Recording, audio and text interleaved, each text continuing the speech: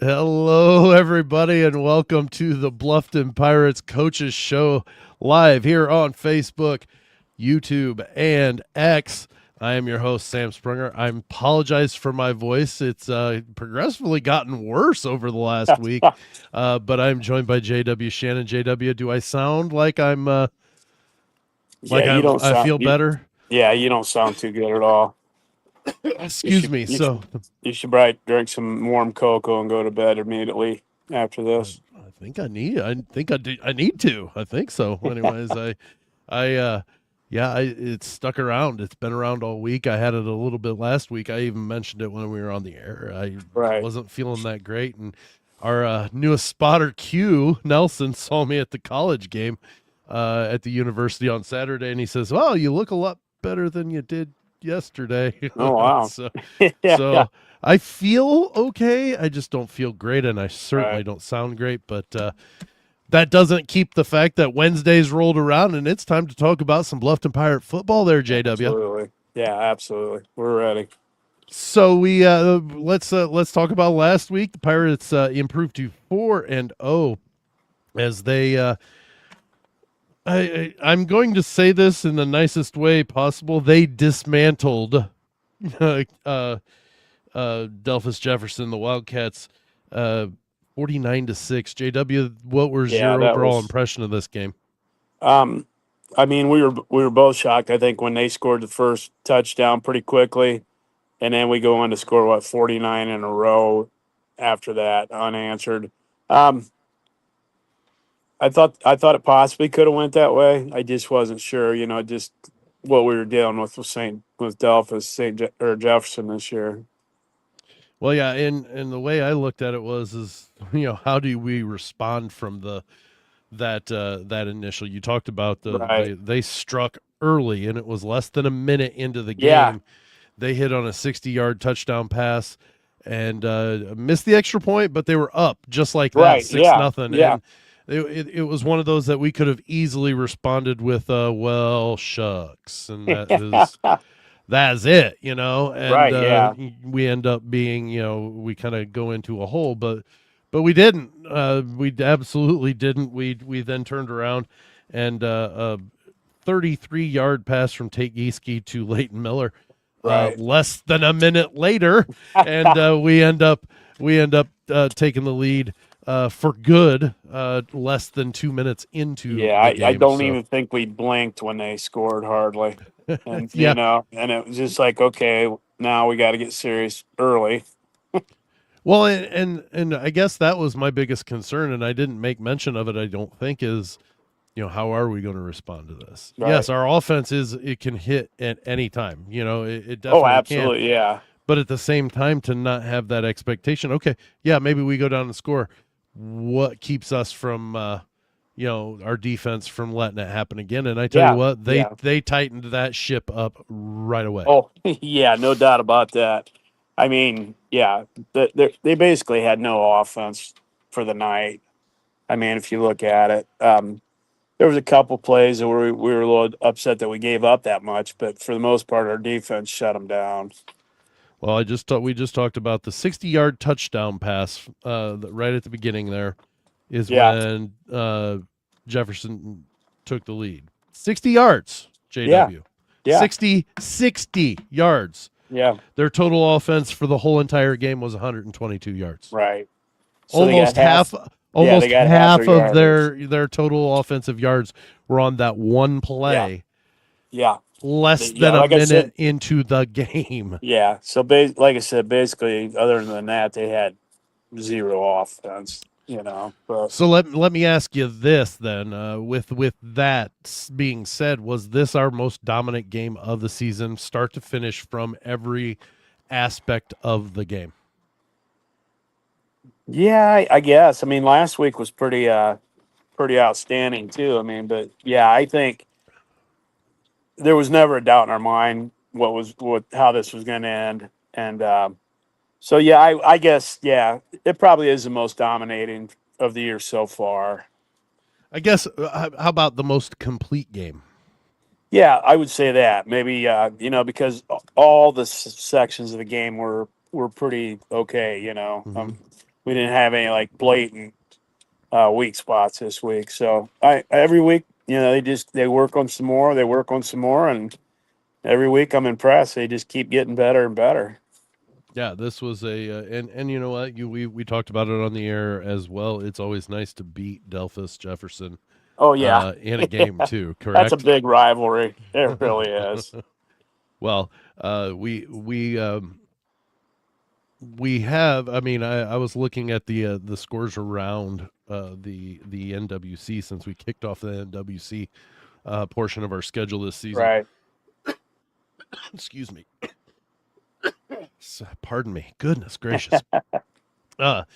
LCC is still undefeated along with us in the conference and in Right. overall. They put a pretty good beating down to Allen East. Yeah. Um, Absolutely.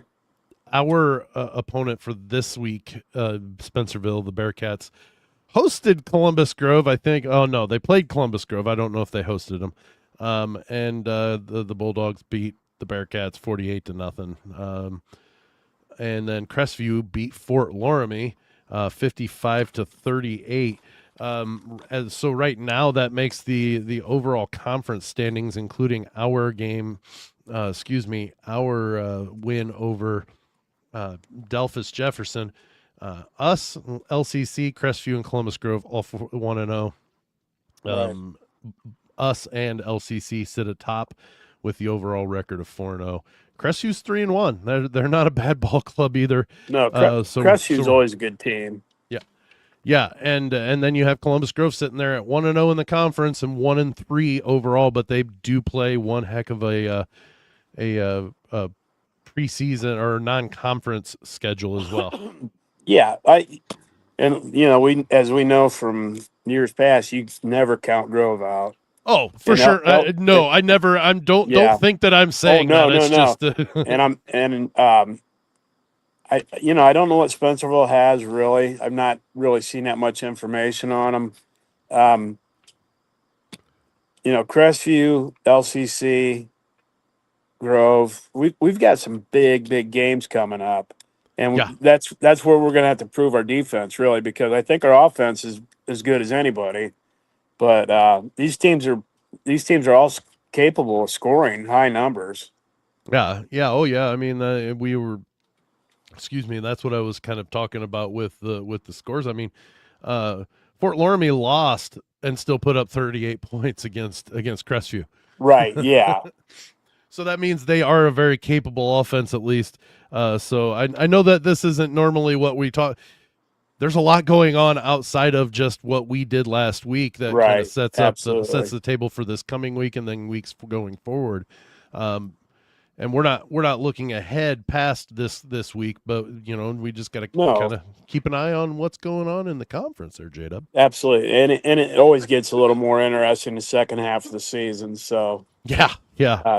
Things start tightening up. People start getting a little more pressure on them because this and this and this is going on, and it's all how you adapt to it. Yeah, it's the one thing our the one thing our Riley Creek Sportswear Player of the Game last week, Jackson Bullis. Yeah, wow, 3 touchdowns rushing. I do believe we had him down for 3 sacks. I don't know if that was the official.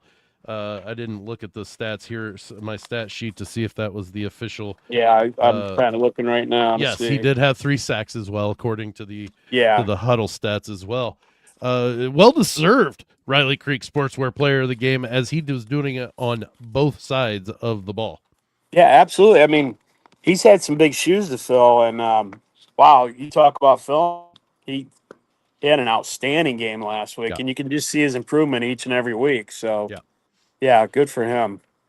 Well, we'll have to ask Coach Richards what Jackson ate during that game or before that game, because then maybe we can replicate that going forward this week. Yeah, maybe we'll have one of our sponsors give us that for supper. Yeah, maybe we'll do as well in the broadcast booth with that. But Yeah, okay, we're going to go ahead. We're going to step away, take a quick break. We'll come back. We will have Coach Jeff Richards to talk about last week against Delphos-Jefferson. And then in the segment after that, we'll talk about this week. So Yeah. you are watching the, Bluffton Pirates Coaches Show here on Facebook, YouTube, and X.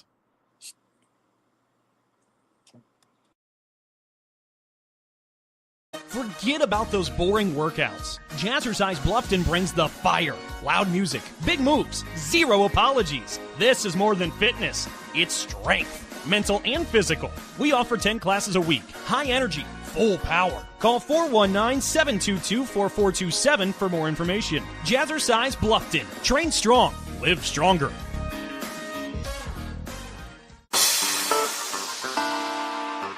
Bluffton Auto Repair Center provides friendly, reliable service for all your hometown car needs. Call 419-358-1900. Bluffton Auto Repair Center, across the street from Stratton Auto Group on Main and Jefferson in Bluffton.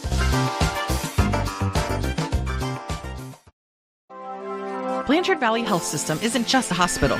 We are an integrated health system providing comprehensive care in Northwest Ohio. For more information, please visit bvhealthsystem.org. Blanchard Valley Health System. We're here for you. Fat Jack's Pizza in Lima, Ohio has 3 locations on West Street, Finley Road, and Spencerville Road to serve you. Family owned and operated, Fat Jack's offers great food options. Go to fatjackspizza.com for menus and more information.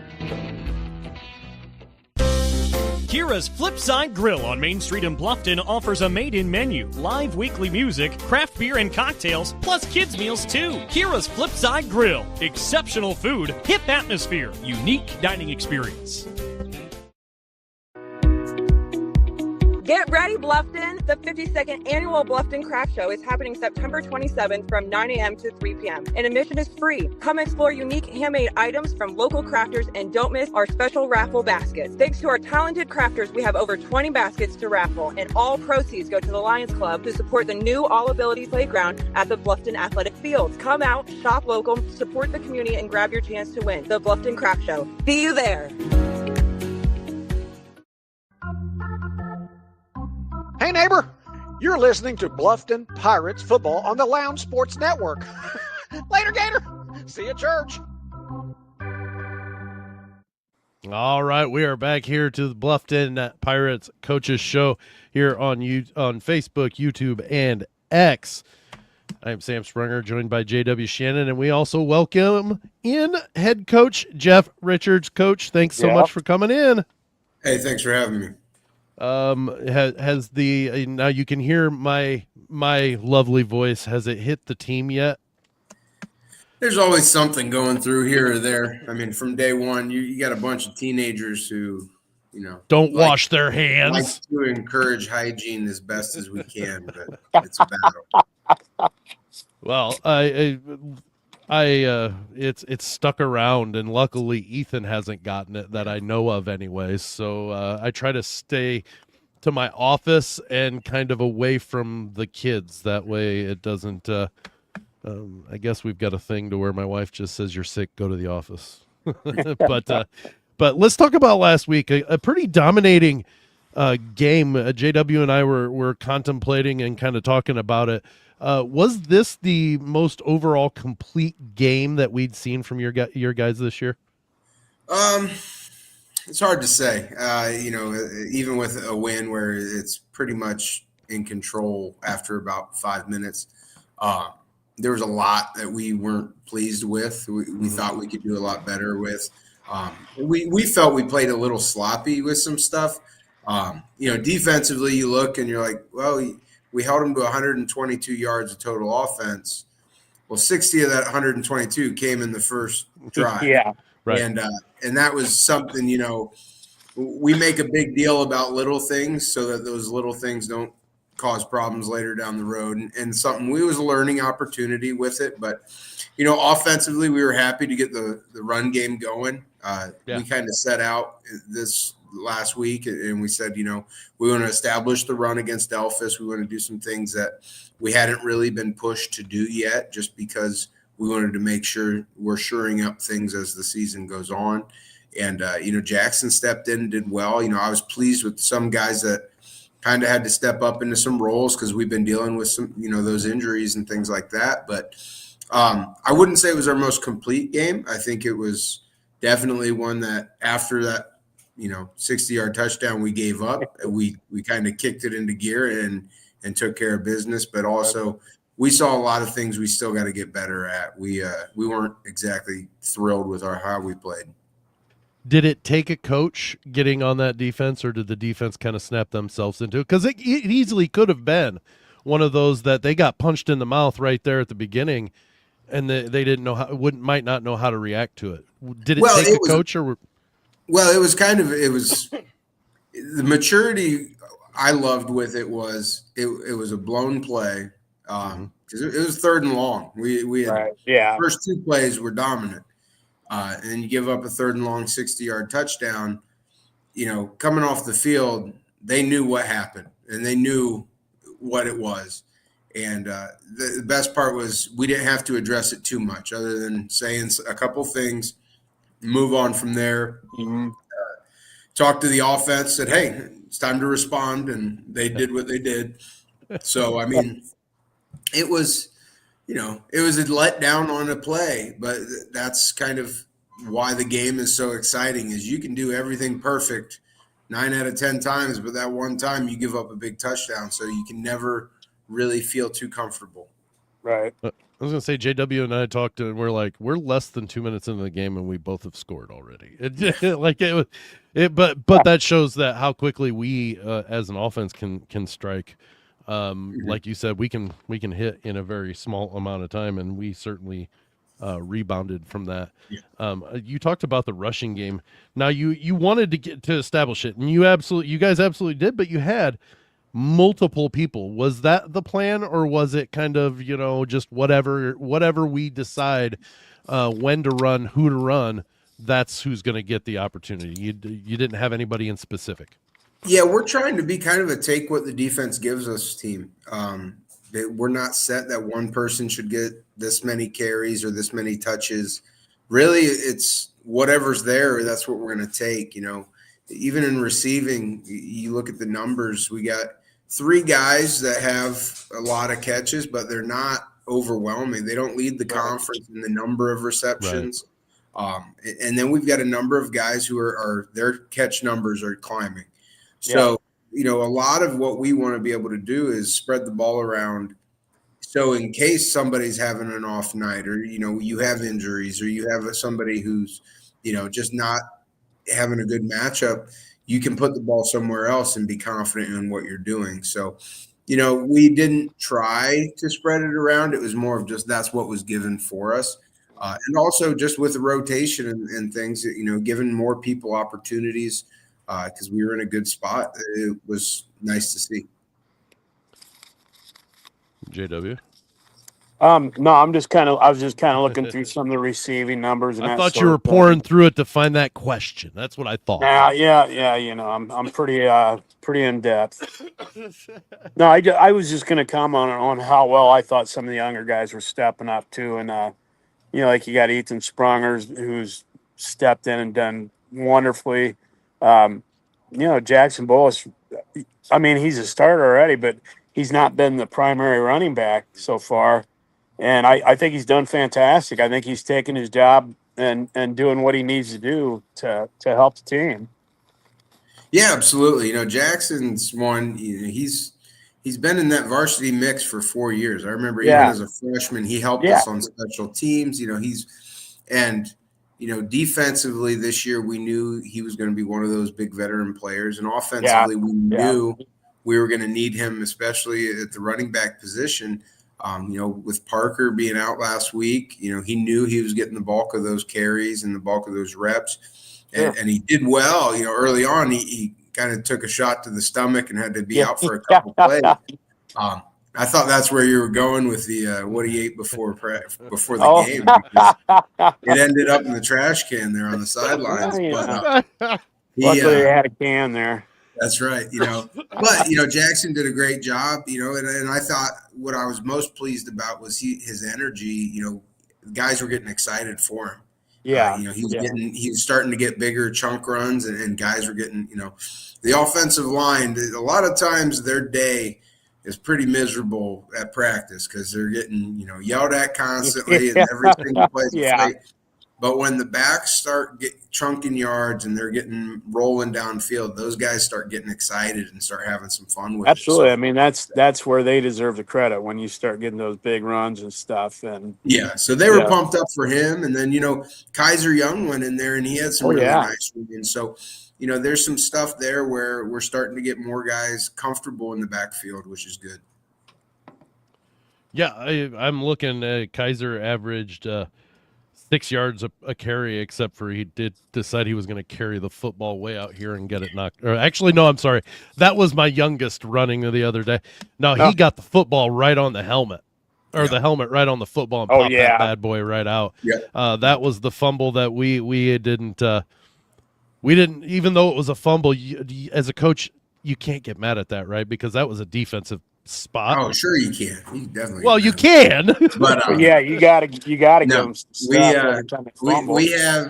have turnover. We have accountability. We do anytime somebody puts the ball on the ground. But that one, it was it was just helmet placement on the ball. Right. You see that often. But that's another one where the kids responded, and I was pleased with that. Yeah. Well, it was a couple plays later we intercepted the ball. It was like as soon as they got the ball back, we took it right back for him. How big was that defense standing up for 4 interceptions? I mean,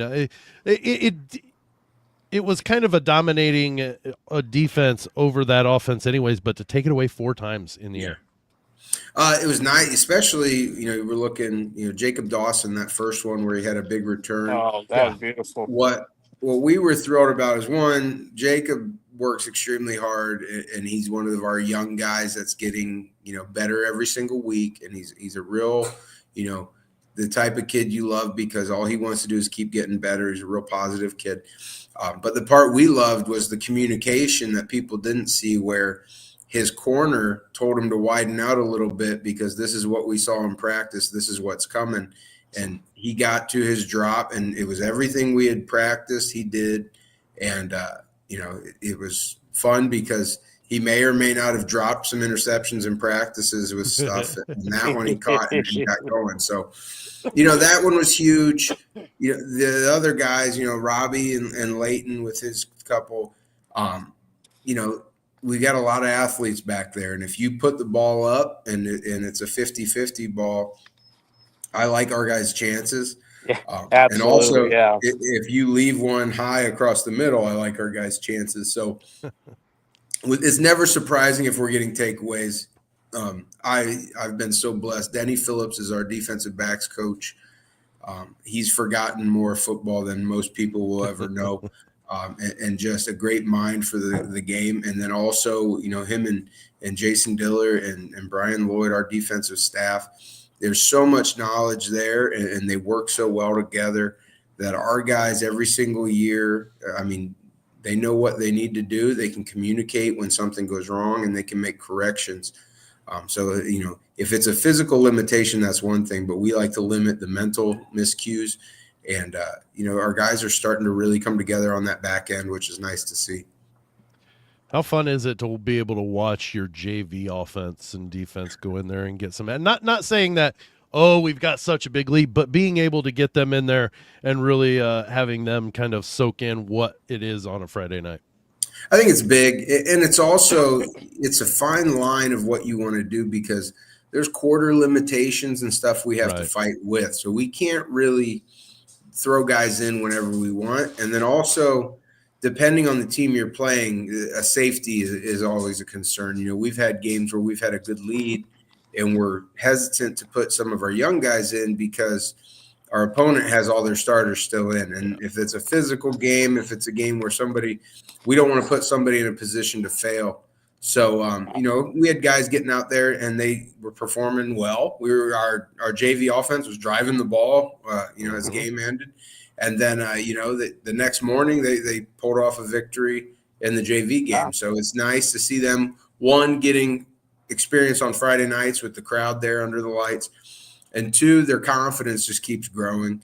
I love to watch our film of our JV games because, one, that's the future of the program. But then two, Brad Jones calling our JV offense is always excitement. You're always going to get something fun with some of these coaches. You're going to get some, and we did. We may or may not use we may or may not have some trick plays we've used on a JV game, and then a couple weeks down the road we said, hey, we'll pull this one out. So, but no, I was thrilled. Anytime our young guys are starting to get experience, we fixed our extra point issues by putting in a freshman as our holder, and Jager did an amazing job. We were 100% on extra points, which I was pleased with. That was awesome. I was gonna bring him up because, not only was he, perfect on the extra points, he had some really nice kickoffs. One with a touchback, and the one he kicked it off and went straight down and just slobbered the kid on the tackle. So what a good game. Yeah. Well, it was a great game. It was now, like you said, there were areas for improvement, but we move on to this week, our second road trip of the season. We traveled to Spencerville this week. We're going to go ahead. We'll step away, take a quick break, come back and talk to Coach Richards about the battle this week against the Spencerville Bearcats at Spencerville. After these messages, you are watching the Bluffton Pirates Coaches Show here on Facebook, YouTube, and X.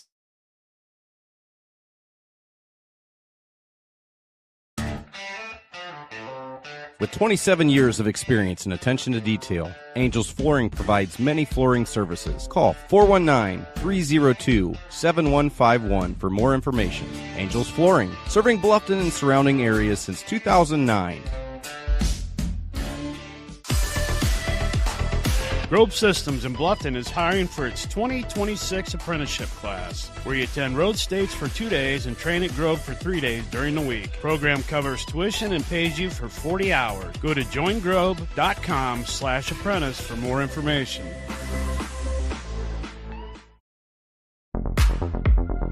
Axe Ventura is open every Thursday through Sunday with locations in Findlay and Bellefonte. Walk-ins are welcome, but reservations are recommended. Visit axeventura.com to book today. Axe Ventura, family-friendly fun focusing on the axe experience.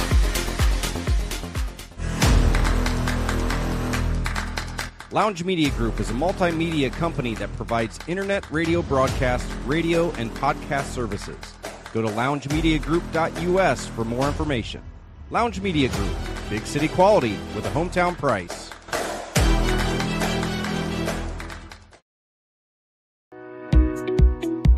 Get ready, Bluffton! The 52nd Annual Bluffton Craft Show is happening September 27th from 9 a.m. to 3 p.m. and admission is free. Come explore unique handmade items from local crafters and don't miss our special raffle baskets. Thanks to our talented crafters, we have over 20 baskets to raffle, and all proceeds go to the Lions Club to support the new All Ability Playground at the Bluffton Athletic Fields. Come out, shop local, support the community, and grab your chance to win. The Bluffton Craft Show. See you there! Hey, neighbor, you're listening to Bluffton Pirates football on the Lounge Sports Network. Later, Gator. See you at church. All right, we're back to the Bluffton Pirates Coaches Show here on Facebook, YouTube, and X. All right, we're in week 5, and the Bluffton Pirates are traveling to Spencerville to take on the Bearcats. Coach, NWC, always, you never take those for granted. Can you talk about what Spencerville usually poses against us in normal years? Well, you're going to get with Spencerville every year. Tough kids. They've got some athletes every single year, and they got some kids that physicality-wise, they're going to bring it every single play. Their offense, they're running the wing tee, which is one of those types of offense. It's a It's something you don't see all the time, but it's something that can make you look really bad if you're not sound with what you're doing. And, defensively, they're running kind of a 3-4-5-2 look. I think they're getting better week to week. They're a young team. I think their numbers look like they're up a little from last year. And they've got some running backs who can really do some stuff. So I think for us, it's really another week where we've got to focus on making sure our guys are sound with doing their jobs and being, assignment based with everything they're doing. Because with a wing T offense, if you can't get off the field, it's going to be a really, really long night for your defense and really frustrating for your offense because you can't get on the field. But, I think with Spencerville, they got a great, their stadium's nice. It's a great environment. Every time we go there, they're first class as a school. They treat us really well. But it's also, we're not too many years removed from when they were just punishing teams with that offense. So they get going with it. They can cause a lot of problems for sure. Well, it just goes from everywhere. The ball can go anywhere with the wing T. It's just, oh gosh, it's just a logistical nightmare if it's run well and you're not prepared for it. Goodness gracious, the wing T. Yeah, hopefully our run defense will be a little better this week since we gave up negative 11 yards last week. I don't anticipate their quarterback to give up 15-yard sacks. That affected those stats a little bit. Yeah, that was still a surprise to us. Well, let's talk about, like, when it comes to a team that runs the wing T. Is there a concern with the last up until last week being a little bit vulnerable on the outsides, on the edge against other rushing teams? Oh, absolutely. I mean, every single game we play, there's a high priority on shoring up what we're doing on the perimeter and not letting teams have kind of an area where they can really attack us. But I really think a big part of it for us is how we practice, and we have to make sure it's something that's extremely important with everything we're doing in practice. So, we started out this week really explaining what their goal is in the wing T and kind of going through, because, kids don't get on Madden and pick the wing T offense to play. No. So it's as a triple option guy, I wasn't too far removed from the wing T with stuff I was doing when I was running the triple. So, it's a type of offense that's a system, and it can do a lot of damage. And if you can't stop that run, they'll drag out a 10-minute drive, and then you're looking and you've only had a couple plays of offense and you're waiting to get the ball back again. So, that's definitely something we really want to make sure we're shored up on defensively. Well, and that snowballs to where your defense keeps getting more tired being on the field, and then all of a sudden it's very very important, I would think, to make sure to get that stopped on the edges. But you mean like on college football 26, you're not choosing like Navy and stuff for the legacy or whatever it is? I didn't say I'm not choosing the triple option offense, but kids are. Yeah. It don't pay the bills, I guess, huh? It's not what people like to see or what kids like to see all the time. Nobody likes running the ball, I guess. I don't know. Gets the job done. That's my opinion. But I think every team has they got to use what works best for them. And sure. When we were running the triple option here, the reason we ran it was because we had some issues with personnel, and we wanted, if you can't block really good players, you read them. And, that was what we had to do for a few years. And then we got some really good classes start coming through, and we're able to develop those guys to where now our offense looks a little bit different than what it has looked in other years. I'm waiting for a surprise play where, Tate gets gun under center and has the wishbone back there and runs it. I don't know that that'll ever happen, but never say never, but I'm hopeful. It might if Jonesy's calling the play. So, we had a relatively strong game last week. We come into Spencerville. What are we working on offensively to make it look better than what looked like a pretty darn good offensive performance against Delphos. It's continued growth is a big thing. Against Delphos, there was some stuff in the passing game we chose not to really use just based off of what Delphos did, what we wanted to really expose. And then, in the run game continued to get better.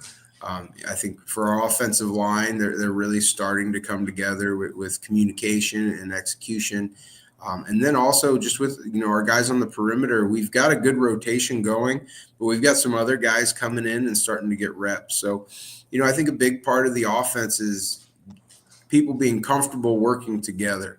And when you're adding new pieces and getting guys that are coming back from injury and guys that are banged up and things like that, it's a constant kind of revolving door of this is what we're focusing on today, and we're going to get better at this. So, I think going into Spencerville, a lot of what we do offensively, it comes down to just cleaning up execution and being, making the machine run a lot more efficiently.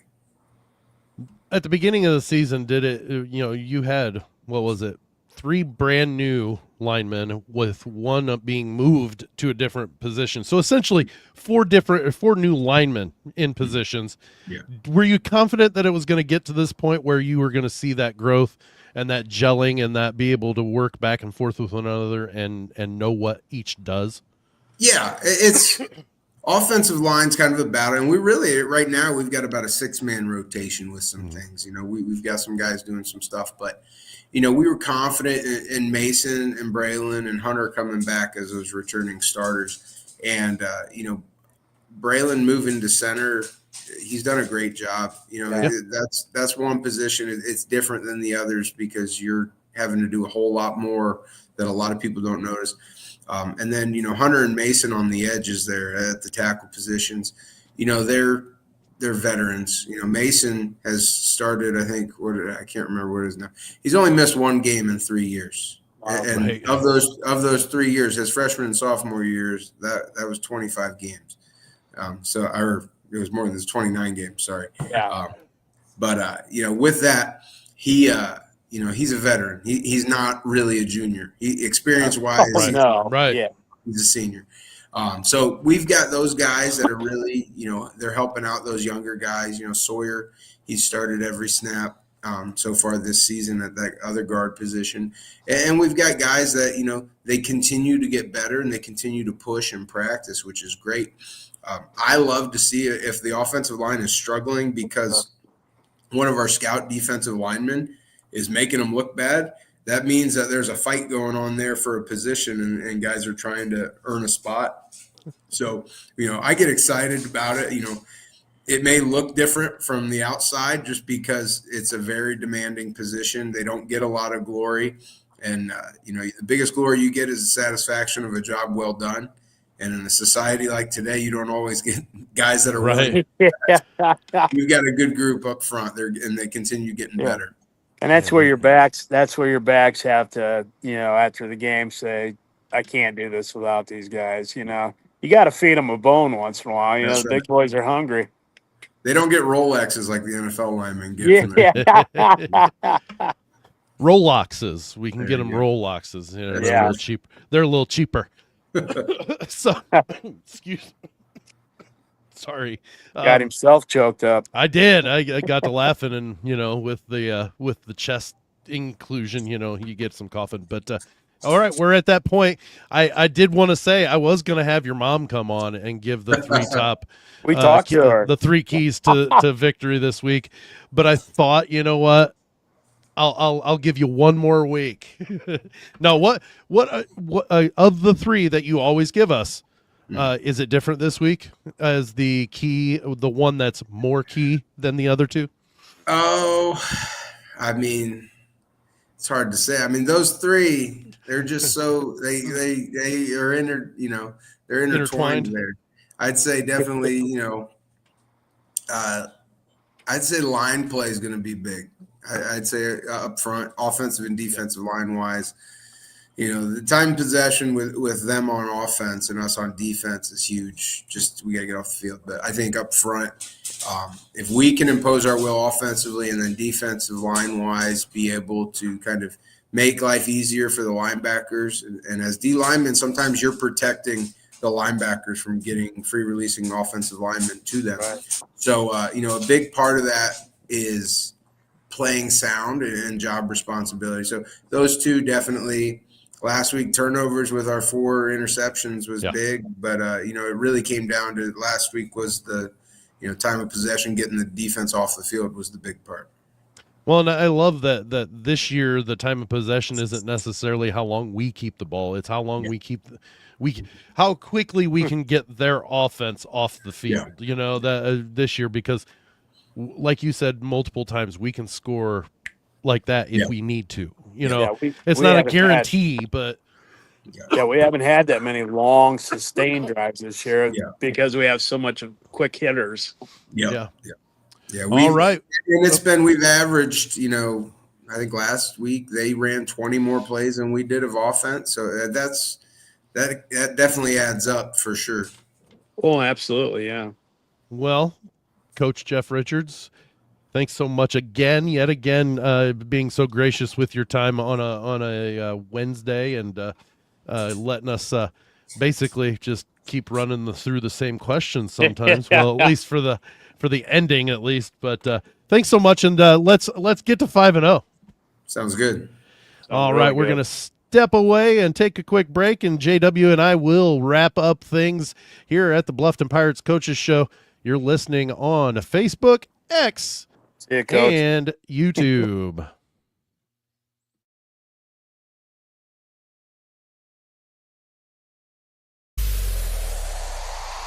Like a good neighbor, State Farm agent Jason Cox can help you bundle your home and auto insurance today and save money with a State Farm personal price plan.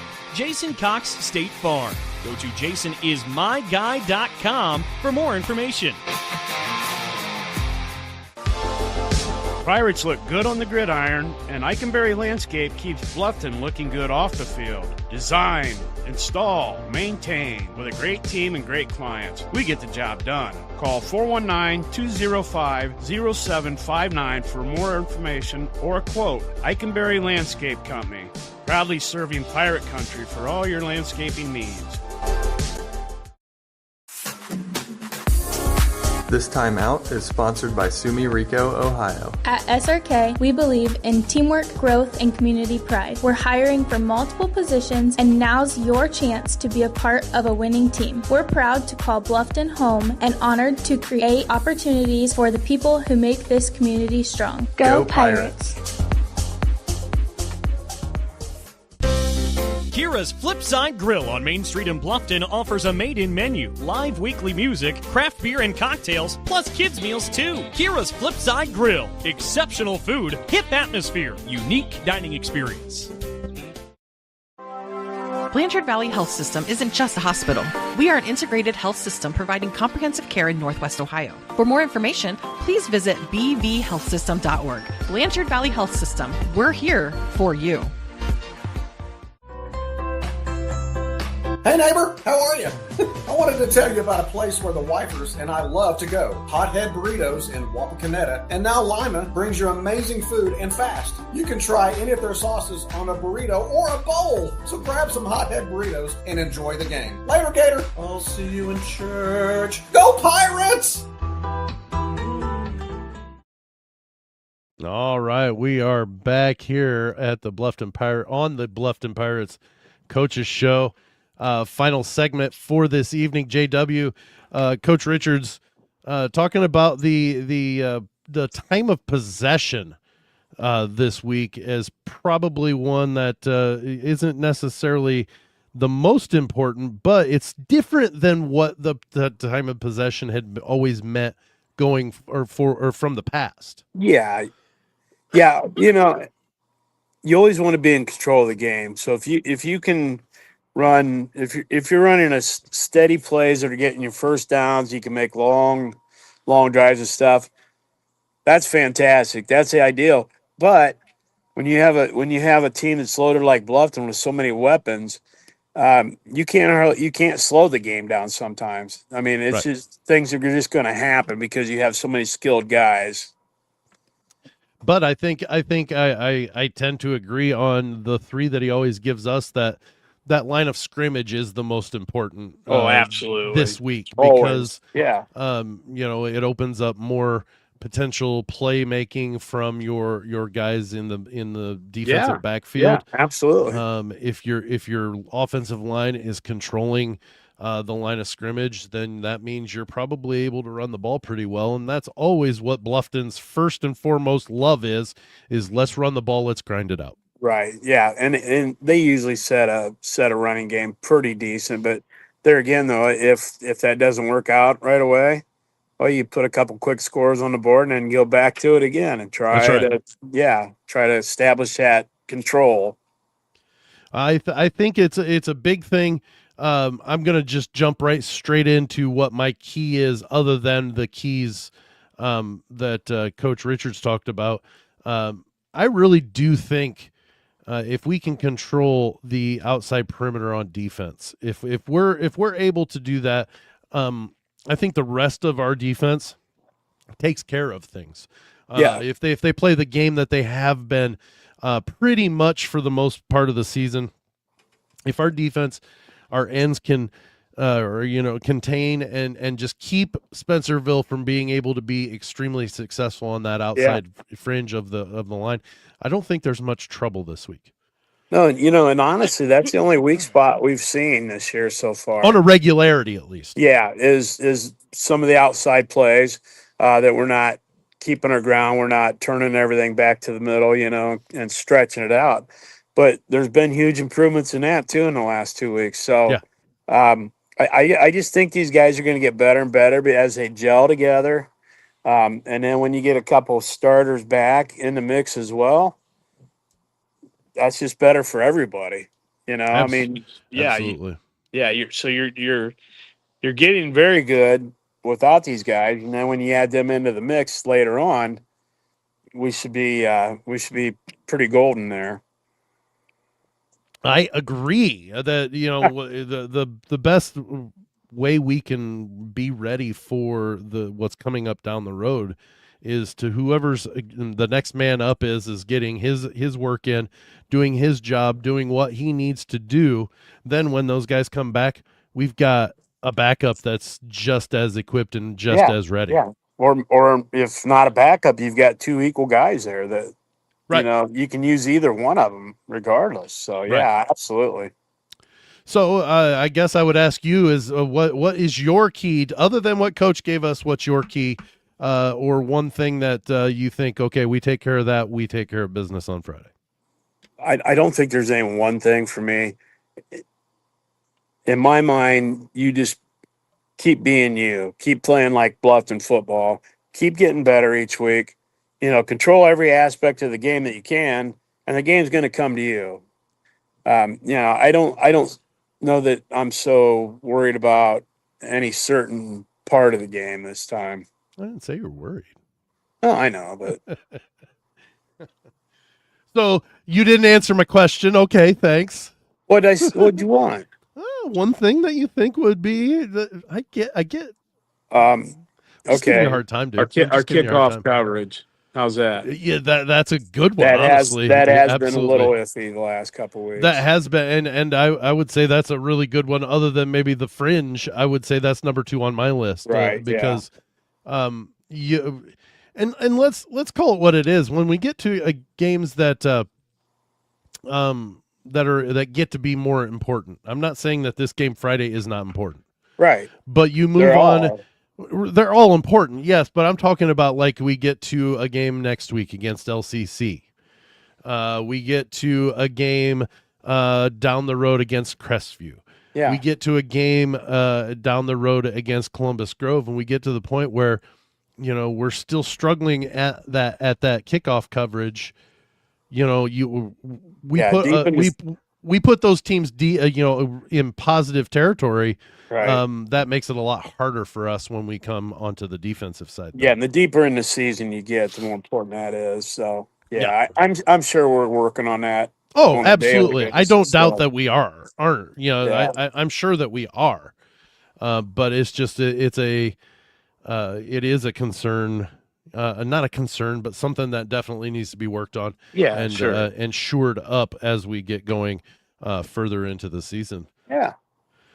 All right. Well, JW, another one in the books. Week 5 in the books. Well, week Hard 5 of the coaches show. Yeah.